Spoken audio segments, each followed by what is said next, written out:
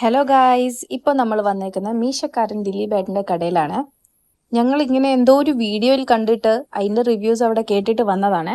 ഇതിൻ്റെ ലൊക്കേഷൻ വരുന്ന ചേർത്തലയാണ്. നിങ്ങൾ ഗൂഗിളിൽ ഈ സെയിം പേര് അടിച്ചു കൊടുക്കുകയാണെങ്കിൽ കറക്റ്റായിട്ടുള്ള ലൊക്കേഷൻ കിട്ടും.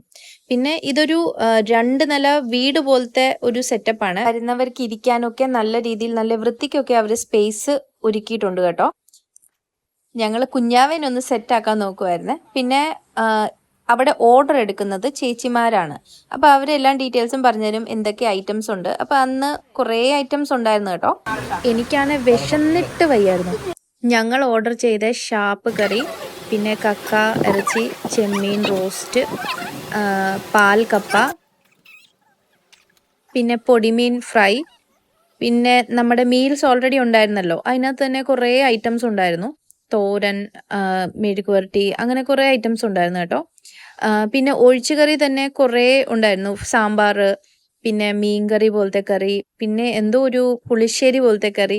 ശരിക്കും കറിയുടെ പേരൊന്നും എനിക്കറിയില്ല കേട്ടോ. പക്ഷെ എല്ലാം നല്ല ടേസ്റ്റ് ആയിരുന്നു, ഒരു രക്ഷയില്ല. പിന്നെ ഫൈനലി ഞാൻ കണ്ടു മീശക്കാരൻ ചേട്ടനെ. അപ്പോൾ എനിക്കൊന്നും പറയാനില്ല കേട്ടോ, അത്രയ്ക്ക് ടേസ്റ്റി ഫുഡായിരുന്നു.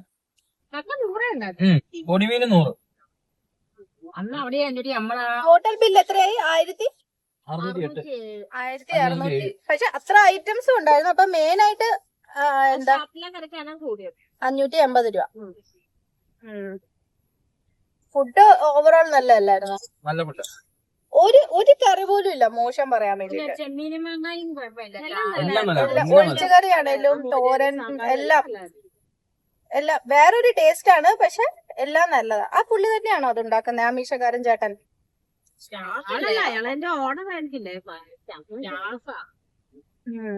എല്ലാം അടിപൊളി ഫുഡ്, അടിപൊളിയായി.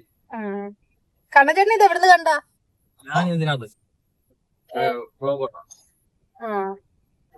പക്ഷെ ഈ കുഞ്ഞുണ്ണി ഭയങ്കര അലമ്പ.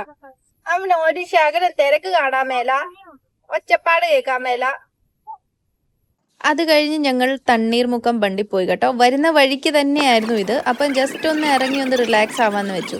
ഇവിടെ ഒരു നല്ല വൈബാണ് കേട്ടോ. ഞങ്ങളെപ്പോലെ തന്നെ ഒരുപാട് ഫാമിലീസ് ഇവിടെ ജസ്റ്റ് ചില്ല് ചെയ്യാൻ വരാറുണ്ട്. ഈവനിങ് കുറച്ച് ടൈം സ്പെൻഡ് ചെയ്യാൻ വേണ്ടിയിട്ട് നല്ലൊരു സ്ഥലമാണിത്. എല്ലാ പ്രായക്കാർക്കും ഒരേപോലെ ഇഷ്ടമുള്ളൊരു സാധനമാണ് ഐസ്ക്രീം. അത് ഇവിടെ ഇഷ്ടം പോലെ ഉണ്ട്. അപ്പോൾ ബൈ, പിന്നെ കാണാം.